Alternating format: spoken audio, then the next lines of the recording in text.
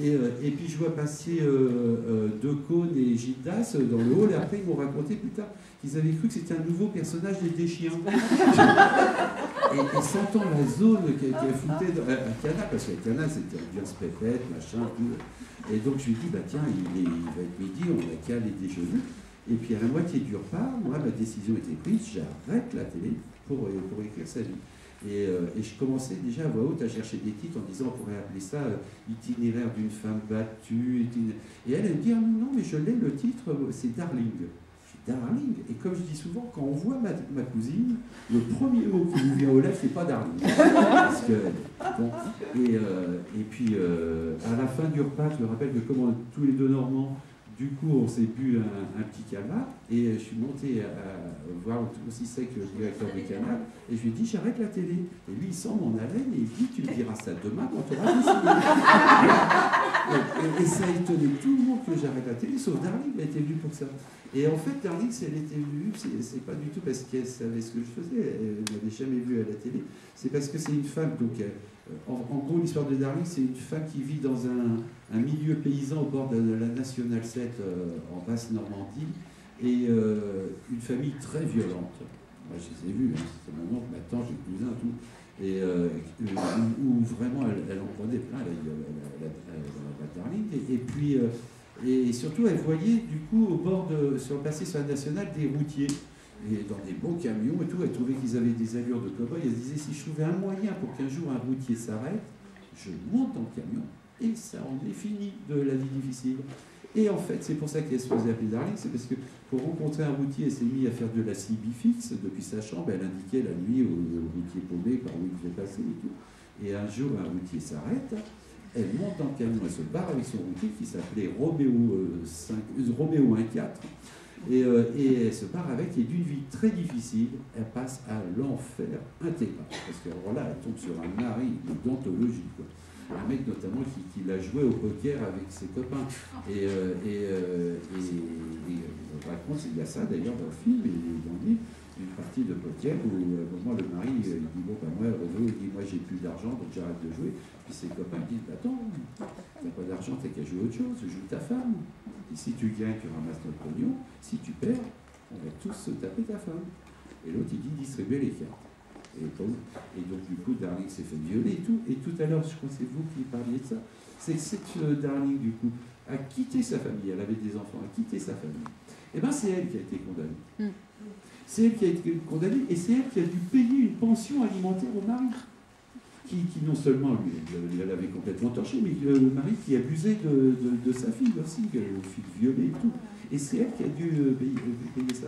Et si moi je l'ai rencontrée, c'est parce qu'au bout d'un moment, quand elle essayait de retrouver la garde de ses enfants, avant de passer au tribunal, je ne sais pas quoi, il a d'abord fallu qu'elle voie une psychologue. Elle s'est mise à raconter sa vie à la psychologue. La psychologue a été sur le cul. Elle dit et votre vie, c'est un roman.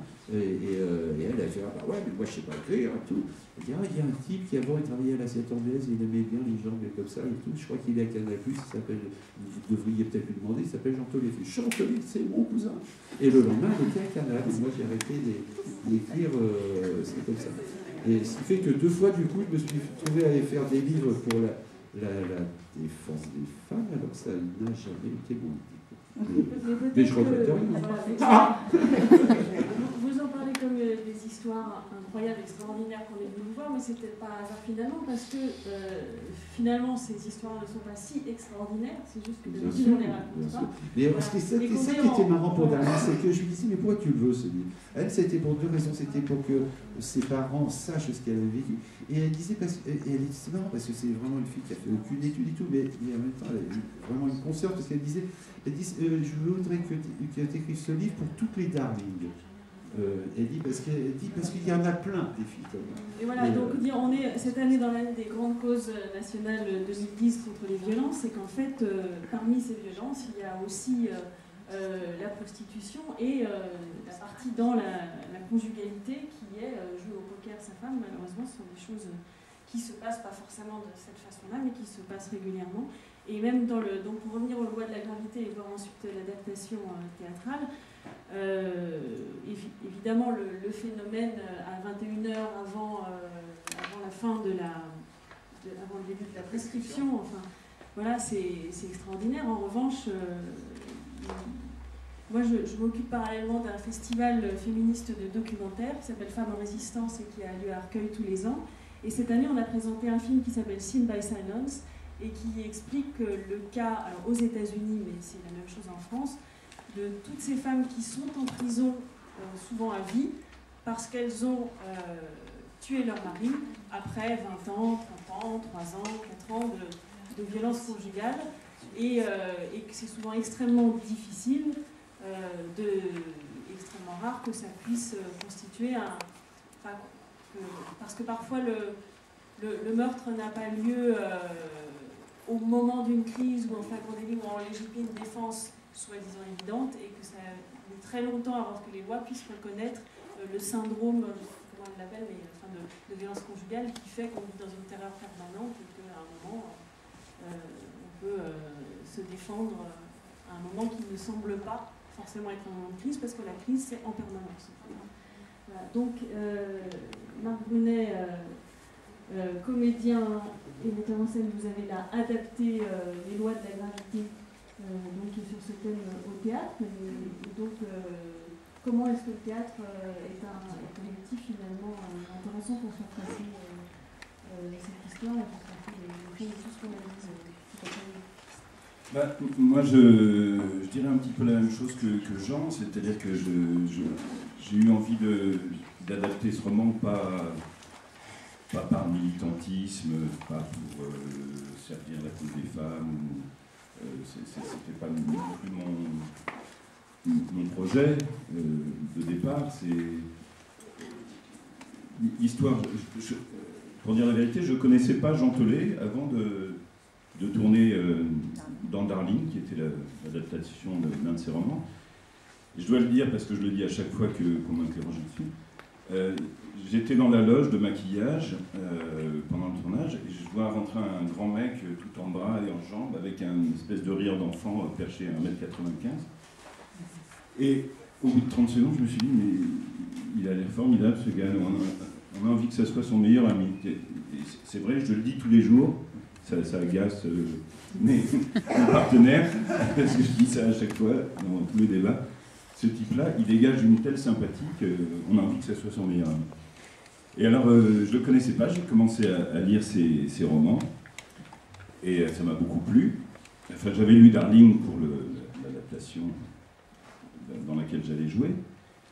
Et puis, il y a 2 ans, je répétais un spectacle à Marseille, et je suis allé à la FNAC, et j'ai vu un des romans de gens que je ne connaissais pas, les lois de la gravité, qui se lit très vite. Et j'étais au restaurant, je l'ai lu en mangeant au restaurant, je suis rentré dans la chambre d'hôtel, je l'ai relu une 2e fois. Je me suis dit, mais il y a une pièce de théâtre, c'est formidable, ce huis clos. J'ai eu tout de suite envie de l'adapter. Alors, c'était la 3e fois que je m'attaquais à l'adaptation d'un roman. Et le premier, ça s'appelait Nuit gravement au salut. Alors je dois quand même inconsciemment être un peu concerné, oui, certainement, par la question de la violence faite aux femmes, parce que Nuit gravement au salut, ça tournait autour du harcèlement sexuel et du pouvoir que se tentait d'exercer un homme pour faire passer une femme dans son lit. Mais moi, ce qui m'intéresse quand je tombe sur un texte pour l'adapter au théâtre, et c'est ce qui m'a beaucoup plu dans le style d'écriture de Jean, et aussi dans le style d'écriture d'Henri-Frédéric Blanc, que j'avais déjà adapté 2 fois de ses romans, c'est cette capacité sur, d'abord, une histoire forte, des personnages avec une densité qu'on a envie de jouer, qu'on a envie de défendre. Il y a un propos, il y a une véritable histoire. Et puis, ce que je trouve extraordinaire et ce que moi j'apprécie énormément comme spectateur, c'est cette capacité à parler de choses dramatiques avec en même temps la distance de l'humour